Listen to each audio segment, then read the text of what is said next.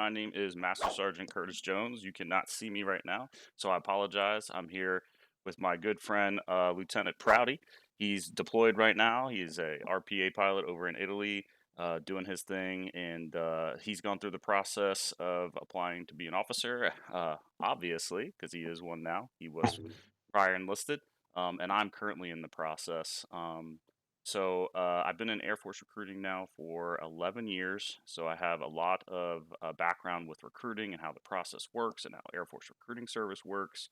And so has Lieutenant Prouty. He's been in Air Force recruiting before he became an officer. But I'll let him introduce himself as well.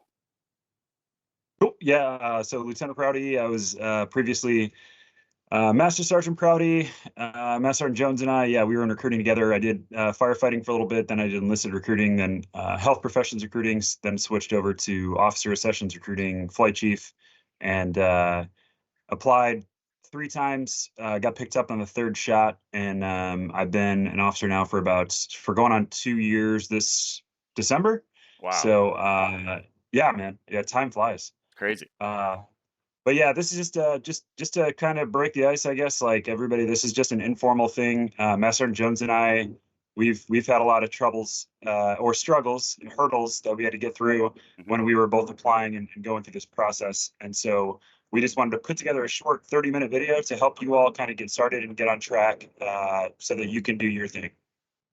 Absolutely, and that's perfect. I'll jump right into it. Really, I want to make this as Okay. easy for everyone as possible. I created a little Word document here, and in big bold, you'll see the website address for how to get to the OTS resource website for active duty members. I'll show that webpage here in a second. But between this link and the one below it for the OTS website, I'll just pause for a second. You guys can take a picture of that or take a screenshot, and from those locations, you can navigate directly to where you need to go. Hey, Sergeant Jones, I'm not able to see it. Is that cool? Yep, that's cool. No worries. Okay. You're good. All right. Good stuff. All right. Yep, yep. All right. So I'm sure everyone had a chance to pull that up, or I'm sorry, take a picture of that. So what I'll do now is I will pull up those websites. So the first link is actually going to bring you to About Us, and then you'll want to navigate to Line Officer Candidate Information and Resources. This has everything that you need, links for board announcements whenever they announce boards or they announce selections, the board schedule for Space Force and for active duty. You can see those here for FY25. Those are all updated and good to go.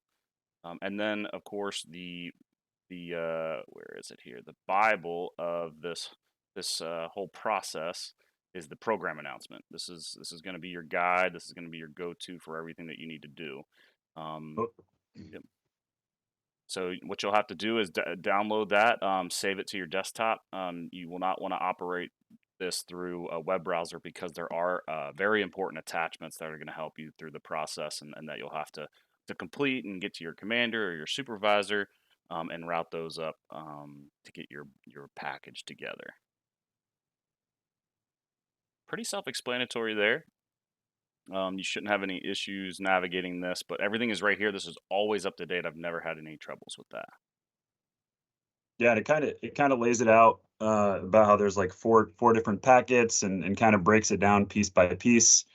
So one thing that both Sergeant Jones and I did is we went through and we just highlighted all the parts that kind of applied to us, and then you can just once you go through, you read the whole thing, then you can highlight the pieces that apply, and then just go step by step. And again, if really it just comes down to diving in, and we're here as a resource if you need us, or whomever in your leadership. But that definitely the first step of getting started. Absolutely. And as you were talking there, LT, I was just scrolling through the actual program announcement. It's 37 pages, so it's not that big. It's not a beast of a document, but there's a lot of information just kind of crammed in, and it can get very confusing. So, like he said, just take your time. Read it thoroughly. Attention to detail, as we all know, is important. But highlight everything. And one of the biggest things that you can do that'll help you is create a Word document, an Excel sheet, whatever it may be, whatever works for you. That that kind of lays down things as step by step, or like a timeline, because these are kind of you have to do one thing to kind of get to the next, and so on and so on. I don't know how you did it, LT, but that helped me a ton.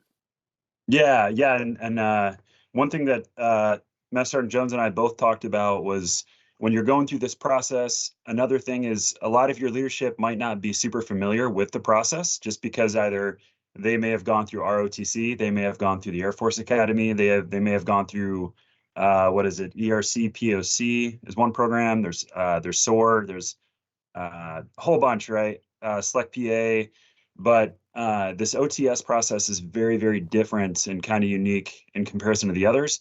So your leadership might not know a whole lot about it. So you really got to take the lead on this entire process. And when you send things to your leadership, you just got to keep in mind that you want to lay it out for them, like step one through step whatever, and kind of let them know what they need to do in order to help you, because again, it may have been years since they've had someone apply from their unit, or never possibly. So this could be all fresh and brand new. So you are going to be the subject matter expert on this process, lobbying for yourself and laying it out for everybody else. That's right. That's a great point. I absolutely agree. Our hope is that your leadership, or any your first line supervisor, whoever's helping you, is going to do everything they can to help you. But at the end of the day, it will be on you. I'm going to send out, or you can contact me if you end up getting my information. I have a good template, an email template, for routing things to your supervisor or your commander, because as Lieutenant Prouty said, like, they may not have done the process in a while, they may not have done it at all. And so this template kind of lays out step by step what they need to do and complete. There are some portions of the package where your commander actually has to do some things himself. So, like, think about that. Like, your commander is actually like sending emails, receiving things, and needing to send it back to you or your supervisor. So, there's some very crucial steps of the process that rely on your commander, and we all know how busy they are and how sometimes it can be difficult to get that stuff. So just stay on top of it. And that email template should help you out a ton, because it lays out for them exactly what they need to do. Absolutely. Okay. Yeah, and good example of what Sergeant Jones just said is like I didn't get my group age waiver approved in time because I wasn't forward enough with my leadership. I didn't like stay on top of it. I was just like, hey, I'm just gonna trust that this is gonna get done. But again, like you've got to be proactive, because what happened for me at least is because my age waiver didn't get approved, my only option by the time my application went to the board was RPA, which is like cool because I love RPA. However, that completely axed, man pilot, CISO, and ABM. So that, and the scary thing for me was that reduced my odds of getting selected because those were just extra options. And at the end of the day, I just wanted to be a rated pilot or a rated officer in the Air Force. So just again, make sure you're pushing along and staying engaged with your supervisor and first sergeant to help them annoy or Mhm. ping your commander whenever that's needed. Absolutely agreed. They say the squeaky wheel gets the grease, right? So That's it. yeah, so be that squeaky wheel. You're It's not like you're bugging them to take leave, or do anything else. You're trying to become an officer in the Air Force, so I don't think anyone's going to be too mad at you.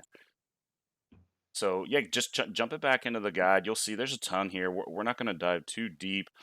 We just want to let you know that this is an important document, and that just take it seriously. Highlight what you can.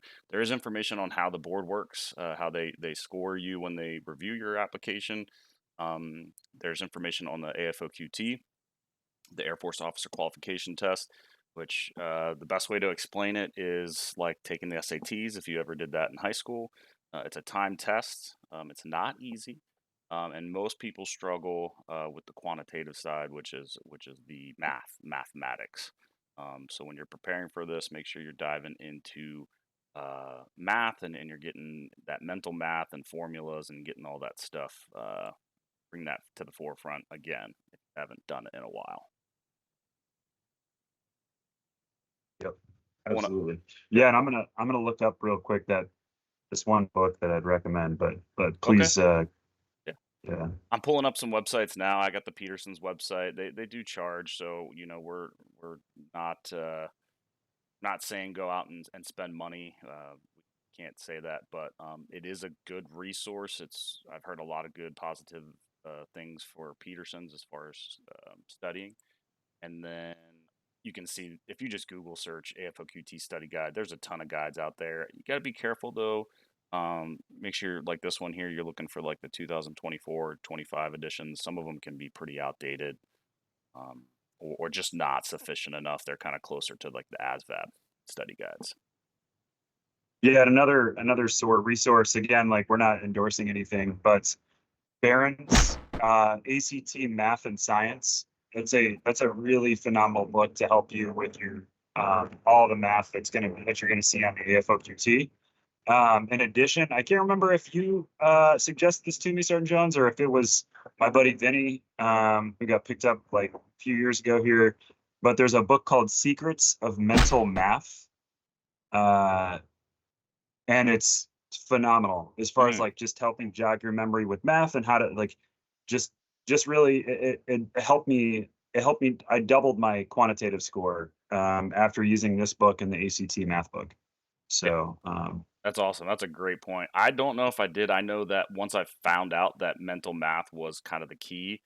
It's funny that you say that you did that because I did the same. I think I 2x'd or maybe even 3x my quantitative score, yeah, because I failed it. I didn't fail it, but I didn't get the qualifying scores, and I'm like, oh shoot, I guess I got to really dig into this math stuff here. And then the yeah, reason the reason why mental math is so important because it's timed, right? So you got to be quick. You got to be able to do those numbers in your head and not rely on that paper and pencil. calculator. Yep. Yeah, yeah. There's no calculator, guys. So yeah, you got to be able just be able to whip it off and run through this stuff really quickly. So if you're anything like Sergeant Jones and I, we were a bit separated from earlier college arithmetic and math courses. So absolutely, before you go and take the test that first time, do all this prep in advance, so that way you're not like us, where we had to go back and retake the test, which kind of set you back 6 months to a year at that point. Yep. Absolutely. Um, so again, we're not going to dig through the rest of this guide. You'll be able to to digest this as you get it and read through it. One last thing before we stop talking about the program announcement is just make sure on your computer, just make a folder where you have these different packets that you need to submit for the board. Just have a folder for each packet so that you can kind of put each thing in there. Stay organized. There's so many different things that you have to be organized. I don't know, Lieutenant Proud, if you did anything special or specific Nope, as okay. I did the same thing, man. Yep, I just kept all the folders. Um, I kept a set of folders on my personal laptop and a set of folders on my work laptop. Just that way I can work on it in both locations. But no, I did the same exact thing. Awesome. Yep, and Yeah, so you'll see through here there's different they show you different examples of how to type up MFRs for waivers, the MFRs for the different things you'll have to route up, the MFR for the 422, the if form 422, which is a nice little segue into our next topic, which is the physical. You have to be worldwide qualified in order to apply and get picked up. Um, Now there are different Form 422s for rated applicants and non-rated applicants. I think the rated applicants have to do a color cone vision test. that's right. Yeah. I remember doing that. So just make sure you're paying close attention to what is required on here, because again, this is another document that you'll have to get signed by your commander, as you can see here.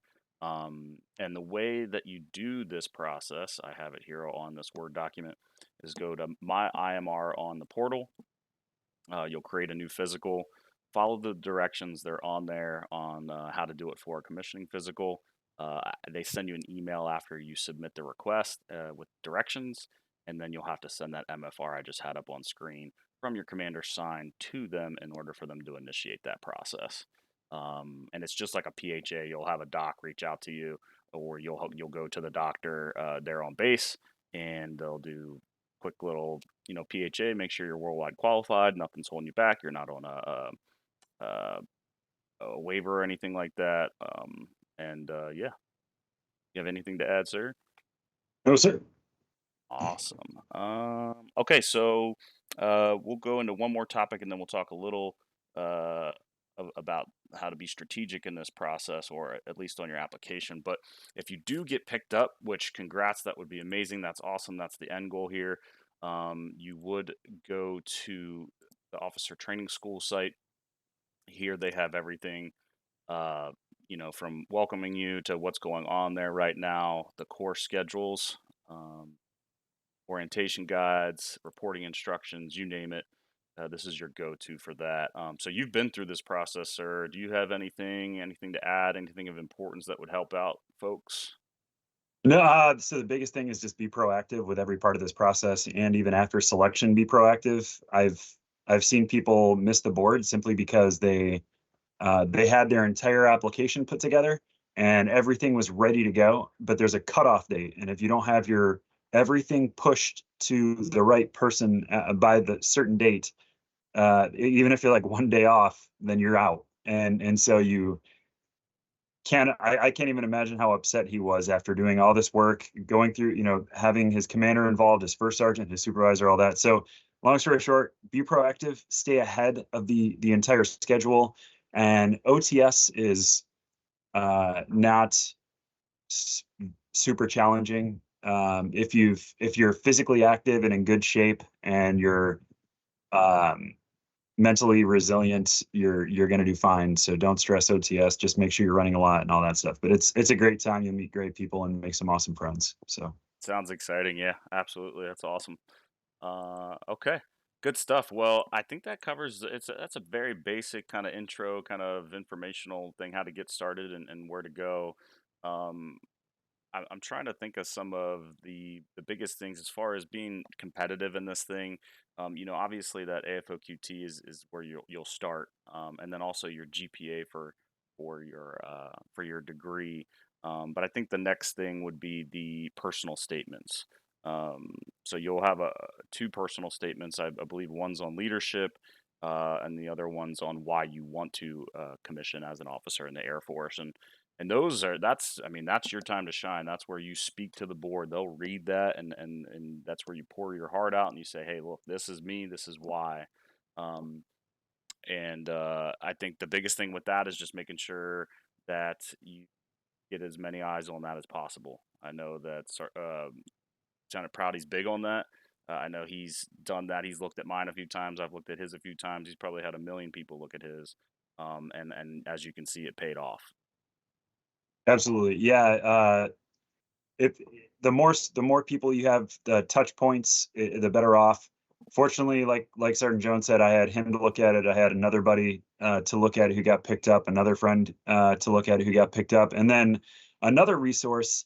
I'm not sure if they're still doing this, Master Sergeant Jones. Maybe you know, but they're at the time that I was applying, on the Facebook, some people would post their packages if they were selected, and Hmm. I took like the 3 or 4 best packages I could find, and I kind of scrubbed it against mine and thought, "Okay, how are these people stronger than me? How can I improve my package to kind of equal these or be better than?" And kind of compare your own package to those people who are selected. And if there's a huge disparity and you're not even close to their package, you should probably get to work and kind of rescrub. But that was an awesome resource as well for me. Yeah, I'm glad you brought that up. I think that the Facebook groups they're definitely active. They create a new group for every board. So just to get that, I pulled up the board schedule earlier, but just type in that board number, and it should pull up on Facebook. That you'll get access to that group, and everybody is, they're all airmen in there. Everyone's looking to help each other out. They're usually really really good groups. People share stuff. They don't hold back. They don't gatekeep or anything like that. And yeah, have as many people look at it as possible, and find your weaknesses and areas for improvement. And if you can't change the past, say you can't get an award at PME or something like that, look for ways to overcome that. If you can't increase your AFOQT scores because you took it the max amount of times. Find a way to overcome that, whether it's in your personal statement, whether it's by becoming involved in leadership, a leadership position in a civilian or active duty organization. Just find ways to make up for those, and the board will be like, okay, these AFOQT scores don't define this person. This GPA doesn't define this person. He or she is kicking butt in the active Air Force and doing some great things. That they should be an officer. Yeah, so great point. If with that being said, if you're in your work environment and you don't get a lot of opportunities to lead thrown at you in your direct work environment, like Sergeant Jones said, there's AFSA, there's the Booster Club, there's you can found like Sergeant Jones and I, we founded our own private organization. Uh, Based on making a difference within our command that we are currently sitting in.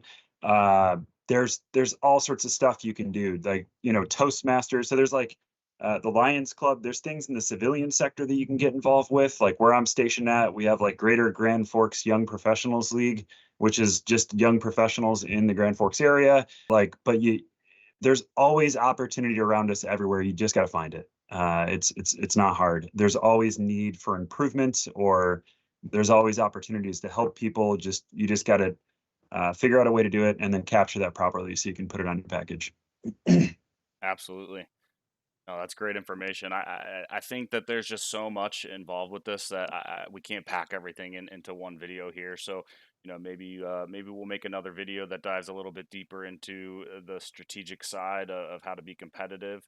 Um, but I don't think there's much else. Do you have anything else to add as far as the process goes, sir? No, sir. No, hey, wish you guys all the best. And Master Sergeant Jones, thanks for taking the time and being on here as a subject matter expert with this process. And looking forward to seeing you get picked up as well, my friend. Thank you. Thank you. And yeah, man. Yeah. Thanks everybody for being on here. Yeah, absolutely. Thank you, sir. Sounds good. We'll get you guys some more information at however we get this out, whether it's through email or even actually, I think we're going to put this up on YouTube, and I'll get a lot of the links in the description. I'll get a lot of information in there. I don't know if I want to put my personal information in there, but we'll find a way to get some stuff out to you guys uh, so that you can contact us and we'll get you taken care of. All right, guys. Thank you.